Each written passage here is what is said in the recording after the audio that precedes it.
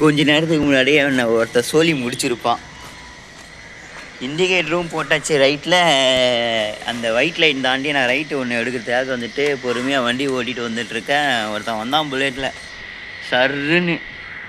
ஆனால் கரெக்டாக கட்டு எடுத்தாப்புல இல்லைன்னு வச்சுக்கோயேன், இன்றைக்கி வந்துட்டு என்னை வச்சு தட்டி தூக்கியிருப்போம். ஒரு 3 பேர், அந்த வண்டியில் 2, நான் ஒருத்தர். நினச்ச பார்த்துலேயே பக்குன்னு ஆயிடுச்சு.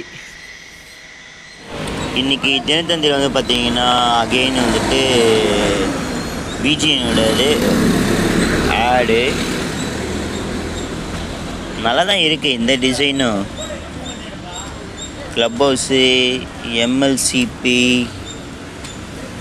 ஆனால் என்ன 1.18 crores தான். இதுலேயும் அதே மாதிரி கன்ஸ்ட்ரக்ஷன் ஆடு. உள்ளே போகிற இன்செர்ட் பண்ணுற பேப்பர் இது வந்துட்டு ரூபி பில்டிங் ஃப்யூச்சரா.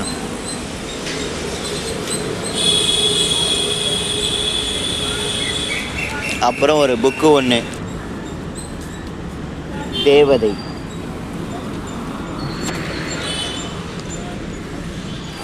iPhone 16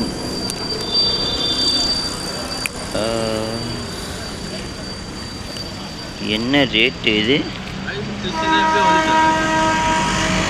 ஆமாம்,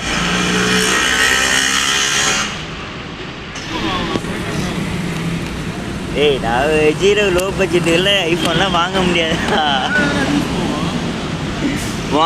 வாங்கலாம்டா, வாங்கலாம். இன்றைக்கி ஹிந்துவோடைய சப்ளிமெண்ட்ரியில் ஐபிஎல் பற்றி தான் போட்டிருக்காங்க. Economy of an IPL fan. இது பெங்களூரில் இருந்தது ஒரு ட்ராஜடி தான். எல்லா பேப்பர்லேயும் அட்வர்டைஸ்மெண்ட்ஸு என்னென்னு கேட்டிங்கன்னா, ஐஃபோனில் வந்துட்டு ஐஃபோனுக்கு ஹிந்துலேயும் வந்துட்டு டைம்ஸ் ஆஃப் இந்தியாலையும் கொடுத்துருக்காங்க.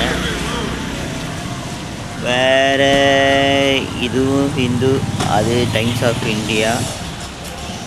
தினமலரில் என்ன விளம்பரம்? வாக் வரும்.